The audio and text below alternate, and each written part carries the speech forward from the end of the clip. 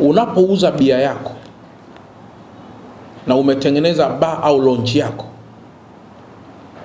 ni ushamba wa kupitiliza kama unataka mpita njia apate tangazo kwamba hapo pana bar kwa kutumia kelele za mnywa bia wa ndani.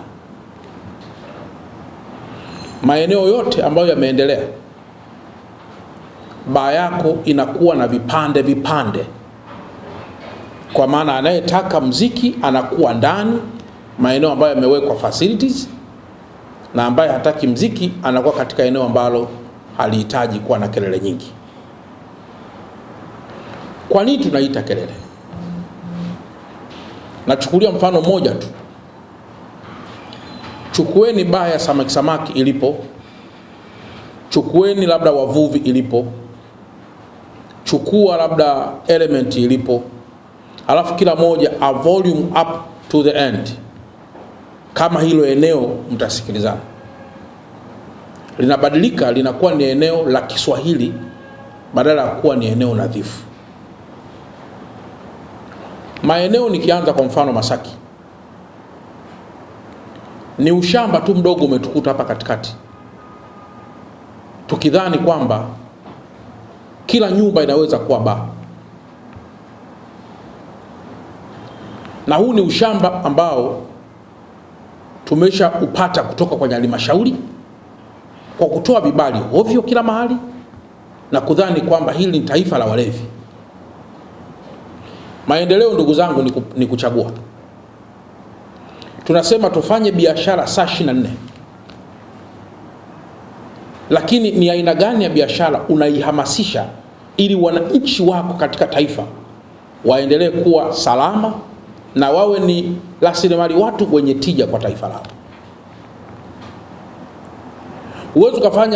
Uwezo kufanya biashara saa 24 na kama kiongozi unafurahia jamii yako ikiwa inalewa for 24 hours, and then you call it this is strategic investment. Kupanga ni kuchagua, na ndio maana awali nilisema sihitaji mnipe ripoti ya baa yoyote ndogo. Nataka ripoti ya vigogo na watu ambao wana connection. Nataka baa ambayo mtu anaweza kumpigia simu mkuu wa mkoa, anaweza kumpigia simu kiongozi waziri au nani, ndio naitafuta, ili kusend message kwamba hakuna aliye juu ya sheria. Ukikuta una uwekezaji ambao uendeshaji wake ni hadi umpigie mtu simu uwe kwenye mgongo wa mtu, huo bado ni uwekezaji wa kiuchwara, sio uwekezaji ambao unaiona kesho. Ripoti ambayo imetolewa hapa kwenye baadhi ya baa kama tulivyosema, kwanza isani fair katika ile kawaida. Kama kwenye baa yako either inamilikiwa na mkuu wa mkoa, ni mfano, inamilikiwa na waziri, inamilikiwa na mfanyabiashara yote mkubwa, isani fair unapoambiwa una makosa halafu unaonesha mabavu ya kujua watu wanaoweza kukusaidia. Sasa mimi katika mkoa wa Dar es Salaam ndo nimekabidhiwa kipande hiki. Tunahitaji biashara, tunahitaji watu wapate burudani, lakini hatuwezi tukafunga mkoa mzima kwa kuuza bia na makelele kwa watu. We can't do that. Lakini jambo jingine la muhimu, kama nilivyosema, baadhi ya baa sasa ziko kwenye uuzaji mpaka wa madawa ya kulevya. Zile shisha ambazo leo zinatumika, zipo ambazo zinachanganywa na madawa ya kulevya. Mkoa wa Dar es Salaam tusipokuwa makini, tutazalisha mateja wa kutosha kuliko kuzalisha potential human capital. Operations ambazo tukizifanya kwa kagua hizi shisha ambazo zinatumika kwenye mabaa kadhaa, na ambazo sasa hivi zinavutwa au sio zinanywewa hadharani kwa kudai kwamba zimechanganywa na flavor ya matunda au ya kitu gani, huwezi kulewa kwa flavor ya matunda. Filosofia pamoja na mathematics ya kawaida, ni tunda gani linalolewesha ambalo umelichanganya? Mtu anakuja kufika kwenye bar yuko fresh, the moment anaanza kuvuta shisha ambayo yuko pale, anatoka amelewa. Analewaje kwa flavor ya tunda? Manake ile ni matumizi ya madawa ya kulevya ambayo yako mixed within. Yapo kwenye bar ambazo tumewapa leseni mfanyie kazi. Lakini zipo pia baadhi ya bar ambazo zimekuwa ni genge la watu wasio na vibali halali vya kuishi nchini, na ambao wameingia ndani ya taifa letu pengine kwa njia poli, na zipo baa ambazo zinafahamu kwamba watu hawa wanaweza kuwa sio watu sahihi sana, lakini you are no longer, wakati fulani hamui mabalozi sahihi katika masuala kama haya. Lakini pia zipo baa ambazo hivi karibuni zimetumika kama vijiwe vya wahalifu walio attempt kutishia baadhi ya mambo katika mkoa wetu. Zimetumika kama sehemu za mijadala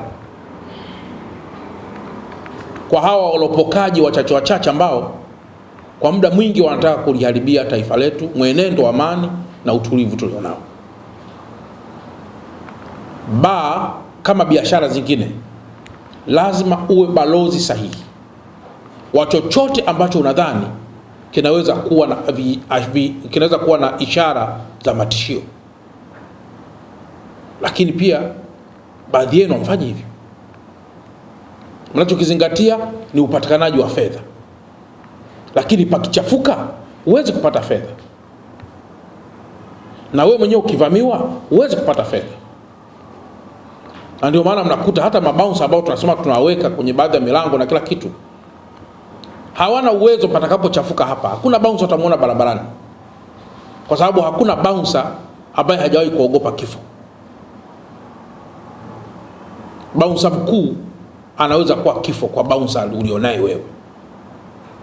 Sasa hiyo nayo, zipo baadhi ya baa ambazo tumezigundua kwamba zinafanya kazi hiyo, na ambazo ni lazima pia tuzipige marufuku. Lakini baa nyingi pia, kwa mujibu wa ripoti ya NEMKI na kwa mujibu pia wa ripoti ya halmashauri ya manispaa ya Kinondoni, hazina facilities kulingana na biashara mnayoifanya. Yaani umeamua kufanya biashara ya bia,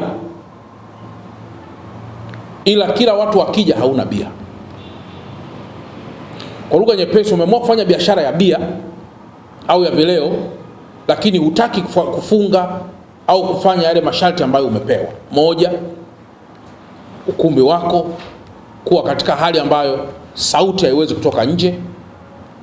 Nyingi hamna. Lakini zingine pia kama tulivyosema, wale mnaotaka kufanya kazi masaa 24 ambao mmepewa vibali vyenu vya kuishia saa 5, saa 6 au saa ngapi, kama unaona biashara yako unataka iende mpaka hiyo asubuhi, nenda kwa wataalamu wakakusaidia, kukushauri, wakupe utaratibu. Kwa sababu katika masuala ya strategic security ya taifa letu, tunapotoa kibali kwenye baadhi ya mabaa kwamba hii inakesha masaa 24, inasaidia vyombo vya dola kupata location kwamba wapi kuna watu, wapi hakuna watu, wapi kuna jambo gani. Panaweza hapa pakachafuka hapa katika hali ya ulinzi tu wa usalama kwa ujumla wake. Watu wanaweza kuwa wanakesha mahali wanafanya shughuli zao za kunywa bia na vitu vingine, lakini kama vyombo vya dola havina taarifa kuhusu eneo hilo, wanaweza hata kushuti risasi wakijua ni adui, kumbe ni watu ambao wapo kwa mujibu wa taratibu na sheria wanakesha eneo fulani. kodi za taifa letu zinapotea, hazilipi. Lakini tumesha kupatia ufanye kazi hizo. Sasa ndugu zangu, leo tumeitana kama sehemu ya awali ya maonyo katika business ambazo tunazifanya. Nendeni mkainvesti kwa mujibu wa taratibu za NEMKI. Huyu NEMKI at the end anapimwa ufanisi wake wa kazi kwa kutumia sheria alizokabidhiwa na taasisi. BRELA anapimwa kwa kutumia taratibu na sheria alizokabidhiwa na ofisi. Halmashauri wanapimwa kwa kutumia taratibu na sheria alizokabidhiwa na ofisi. Sasa tukiendesha vitu kiholela, huu utakuwa sio mkoa. Kwa hiyo mkuu wa wilaya, jambo la kwanza ambalo ni la muhimu sana, moja, mkishirikiana na halmashauri NEMKI, ni kuendelea kufanya operations maalum katika sehemu mbalimbali zikiwemo sehemu hizi ambazo leo tumekaa na wadau wao. Moja, kuendelea kuangalia maeneo ambayo yanahifadhi wageni ambao wameingia nchini kiholela na pengine kufichama kwenye baadhi ya maeneo kama hayo. Lakini pia kwa kushirikiana na watu wa TRA kuendelea pia kuwa mabalozi sahihi wa kuhakikisha kila mdau wa biashara analipa kodi inayostahili kwa taifa lake. Lakini kwa kusaidiana na kushirikiana pia na NEMKI kuendelea vile vile kuelimisha watu wanaofungua biashara hizi, ikiwa ni pamoja na kuhakikisha maeneo ya biashara haya hayana makelele yanayovuka nje na maeneo ya kibiashara. Pengine yawe kila siku tunazungumza jambo lile lile. Hebu ninyi wenzangu wamiliki wa hizi facilities mjifunze kitu kimoja, kwamba leo rafiki yako anaweza kuwa ni chalamila sana, akawa na kwambia mzee, piga tu biashara yako. Kesho hawi chalamila, si mnanielewa mpaka hapo? Msiingie kwenye biashara ambazo uhai wake unatokana na uwepo wa mtu. Uhai wa biashara ni quality delivery, ni quality ya service. Si mnanielewa mpaka hapo? Quality ya service ndio uhai wako wa biashara, sio kwa sababu nafahamiana na fulani. Inawezekana hata huyo unayefahamiana naye hapendi.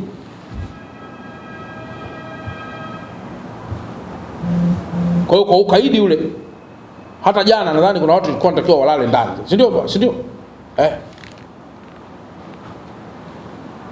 Lakini maeneo yale, kwa nini tunatoa macho sana? Ni ukanda pia wa maisha ya diplomats, ni ukanda wa maisha ya mabalozi na wawakilishi wa missions za mataifa yao ndani ya nchi yetu. Wengi wao wamekwisha lalamika sana kwa Mheshimiwa Rais, na mpaka muda huu unapowaambieni wanahangaika na makazi yaliyotulia. Na hili mkuu wa wilaya, kwa kuwa halmashauri wapo, hata kwa niaba mkurugenzi, lazima tuwe very careful. Na ndio maana nilisema baadhi ya maeneo sitisheni vibali vya ujenzi. Leo kwa mfano watu wa mipango miji bidi wawepo hapo. Kwa mfano njia ya Ture Drive, Mheshimiwa mkuu wa wilaya, ukitoa kibali ile Ture Drive cha kujenga gorofa refu, automatically kwa mujibu wa taratibu na kwa mujibu wa sheria unaziba ule upepo unaotoka moja kwa moja baharini kwenda pia kwenye makazi ya watu wengine, na hiyo ndio sifa Peninsula. Sasa mbele Ture Drive unajenga gorofa 10, nyuma umewapa gorofa 5. Gorofa 5 inatakiwa ziwe mbele ili mshale wa gorofa uende kwa graph unapotoka kutoka usawa bahari. Na ndio maana Mheshimiwa mkuu wa wilaya, kama kuna maeneo pale leo mkayaangalie, kama kuna maeneo kwenye barabara yametolewa vibali vinavyozidi kuanzia hizo gorofa kadhaa kwa mujibu wa taratibu, gorofa nzima simamisha, gorofa nzima isimame. Tusije tukaleta joto ya mji katika maeneo mengine wakati tuna wajibu sisi wa kuplani mji wetu kutoka sasa. Hiyo ndio jambo la msingi sana ndugu zangu. Ndio maana nimesema maendeleo ni kuchagua, maendeleo ni kupanga. Sijataka kufika kwenye issue ya underemployment. Sijataka kufika kwenye issue ya nini. Sijataka kufika kwenye issue ya mambo mengine aliyozungumza mheshimiwa mkuu wa wilaya, baadhi ya mabaa kutumika kama madangulo, maeneo kuwa machafu. Sijataka kufika huko. Operations zingine zitakavyoanza zitamhusisha mtu wa afya, zitamhusisha mtu wa BRELA, zitamhusisha mtu wa NEMKI, mtu wa uhamiaji, mtu wa TRA. Sasa mwisho wa siku biashara yako itakuwa frustrated. Sasa tukawe mabalozi ili hayo mambo yote yasiweze kutokea.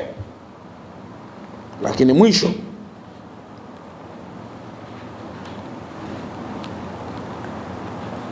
kwa kuwa tumekutana hapa kama baadhi tu, nimeambiwa hapa kwamba kuna baa Element Tips, Day and Night, Uncles, The Reef, Big Joe, Velvet, Vibe, Samaki, Wavuvi, Tiger Sport. Wengine wanaandika Tigers, sasa ni kutishia sio watu wa NEMKI wasielekea hapo.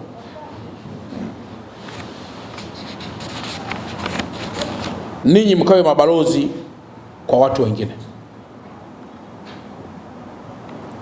Kwa hiyo natamani kwa wale wote ambao mmepata maonyo, niwape wiki moja ya kuhakikisha mabadiliko yote yamefanyika. Tunasema hivi kwa sababu mimi ni kiongozi sio wa walevi tu. Mimi am a leader wa makundi yote. Na makundi yote lazima pia yapate kila ambacho kinastahili. Na ndio maana leo hata watu wa NEMKI wanapokea pia malalamiko ya kwamba makanisa yanapiga kelele. Si umeelewa hapo? Anayesema kanisa yanapiga kelele ni yule mtu ambaye hana imani hiyo. Je, hao watu si hawapo Dar es Salaam? Tunao. Na lazima nao wafaidike na utawala. Kwa sababu haiwezekani, na narudi pale mheshimiwa mkuu wa wilaya pamoja na wadau wote, kupanga ni kuchagua. Yaani haiwezekani watu wako wanakuwa kwenye ibada kutoka saa 12 asubuhi mpaka kesho asubuhi. Watazalisha saa ngapi? Utazalisha saa ngapi? Ni muujiza gani unaoutafuta hapa if you are not working? Let the same kwamba haiwezekani mtu amekaa na kunywa bia kutoka saa 12 mpaka saa 12 asubuhi. Lazima achukuliwe apelekwe Muhimbili. Sababu unaweza kuwa umekaa na jini pale uelewi. Haiwezekani mtu saa 12 mpaka saa 12 asubuhi anakunywa bia. Huyu mtu ni mtu wa kawaida au? Halafu unashangilia tu, aseja jamangu safi sana. Aise unapiga vyombo kweli kweli kutoka asubuhi mpaka kesho saa 12. The man is taking alcohol yake kila mara. Alafu najifeel proud kwamba huyu mtu ni mtu wa kawaida. Huyu inawezekana kila kitu kicha simama kwenye mwili wake. Kilichopo ni macho tu ndio yapo. Yaani macho tu ndio yanatambua kwamba pale ni wavuvi, pale ni tiger. Basi. Kwa hiyo mkuu wa wilaya, agizo langu jingine, tunapoelekea kwenye kujenga uchumi himilivu wa mkoa wetu, angalieni sana utaratibu wa kuruhusu baa kuanza kuuzwa pombe asubuhi. Kwa nini nasema hivi? Kwa sababu watu wetu na population yetu inahitaji kusaidiwa. Hiyo demokrasi hiyo lazima idhibitiwe. Tuhamasishe jamii kwenda kwenye uzalishaji, sio kwenye ulevi. Tuchukue ulevi, pombe kama chakula tu ambacho mtu ana break for lunch, ana break for dinner. Lakini kutoka saa 12 mtu ameshawasha ba, anazalisha saa ngapi? Mwisho ndio mnakuta mnakaribisha magendo mbalimbali ambayo hayastahili, kwa sababu mtu anaamua kupata pesa fake ili tu ielekee kwenye mapombe. La kwanza ambalo tumeliona katika wilaya yetu ya Kinondoni ni uwepo wa utitiri wa bar, groceries, night clubs na wengine ambao wamepewa leseni za kuuza maduka, lakini wanageuza kuwa ni baa. Kwa hiyo kumekuwa na baa nyingi ambazo usimamizi wake umekuwa changamoto, na hasa zina operate kwenye maeneo ya makazi ya watu. Hiyo ni changamoto ambayo Mheshimiwa Rais tumekutana nayo, na sisi tulisema tusimamishe sasa hivi utoaji wa vibali vipya kwa bar na night club katika wilaya yetu hii ya Kinondoni. Lakini sasa Mheshimiwa Rais tumeshawahi kufanya vikao zaidi ya 4 na wamiliki na waendeshaji wa bar, night clubs na groceries kwenye ukumbi huu na vingine kwenye ukumbi wa manispaa, na ajenda zetu ilikuwa ni kuwakumbusha uzingatiaji wa matakwa ya kisheria kwenye huduma mzuri ya utoaji wa burudani pamoja na vinywaji vya aina mbalimbali, hasa vinywaji kali. Na kama ambavyo meneja wa kanda wa NEMC amezungumza, kwa kweli kwa upande wa wenzetu wanaomiliki na kuendesha hizo night club, bar na groceries hawakuwa wanazingatia matakwa ya kisheria. Na mimi nitazungumzia mambo ambayo yamekuwa ni kero, na tumepokea malalamiko mengi ya wananchi, na vingine tumejadiliana kwenye vikao vyetu vya kuu wilaya ya Kinondoni, na mengine tumekuwa tukifuatilia kwenye maeneo yale, lakini tumeona hizo changamoto Mheshimiwa Rais zimeendelea. Na kilio kikubwa kabisa cha kwanza ni kelele, kwa sababu tunafahamu bar, groceries na night club nyingi zipo kwenye maeneo ya makazi. Kwa hiyo kumekuwepo na sauti za juu za muziki, wanaita karaoke na muziki mingine ya namna hiyo, na muziki wa dansi wakati mwingine inapiga kwa sauti za juu sana. Lakini sio sauti tu za juu, hata muda ule wa upigaji umekuwa ni shida. Na kwa mujibu wa sheria, night club inatakiwa ioperate kuanzia saa 5 ya usiku na kuendelea. Bar, groceries zipige mpaka saa 4, saa 5 ya usiku, saa 6 iwe ni mwisho. Lakini night club ina operate kama bar na bar ina operate kama night club. Sasa hiyo imekuwa tatizo kubwa kwa wakazi wa maeneo zetu mbalimbali, na tumepita kwa kushirikiana na BRELA, manispaa na wenzetu wa NEMC kupima hizo sauti. Maeneo mengi sauti zinazotoka ni za juu sana kuliko viwango vinavyotakiwa kwa mujibu wa sheria. Kwa kero kubwa imekuwa ni sauti za juu na muda wa uzingatiaji wa upigaji wa muziki na makelele mengine yanayotoka kwenye bar. Jambo lingine Mheshimiwa Rais ambayo imekuwa ni kero ni matumizi ya mabouncer kwenye mabaa humo. Baa nyingi na night club ukienda wana vijana wamewekwa hapo ambao ni kama walinzi. Tumepokea malalamiko kadhaa Mheshimiwa Rais ya baadhi ya wateja wanaoenda kwenye hizo groceries na night club, imekuwa ni changamoto kubwa. Na hata juzi wiki iliyopita tulikuwa na tukio maeneo ya Kawe. Kijana mmoja aliyeenda kupata kinywaji maeneo ya Kawe alipigwa vibaya sana na vijana ambao wamewekwa kwenye hiyo bar kama walinzi, na kijana huyu alipoteza maisha. Mheshimiwa Rais, sasa mtu anaenda kunywa bia, anaenda kupata kinywaji, anaenda kuburudika, inakuwaje anaenda anapigwa na shambuliwa na vijana ambao hawana taaluma yoyote ile ya kiulinzi, wanawekwa kwenye hayo maeneo? Kwa hiyo matumizi ya mabouncers, matumizi ya vijana wa ulinzi ambao hawajulikani wamepata mafunzo wapi, hawajulikani kwamba maadili yao yakoje, imekuwa ni tatizo Mheshimiwa Rais kwenye bars, night club, sio zote, ni baadhi. Lakini jambo lingine Mheshimiwa Rais ambao tumeliona sisi ni tatizo na linalalamikiwa ni uwepo wa mmomonyoko wa maadili kwenye hizo bar na night club. Zipo bar Mheshimiwa Rais wanawahudumia hadi watoto wadogo.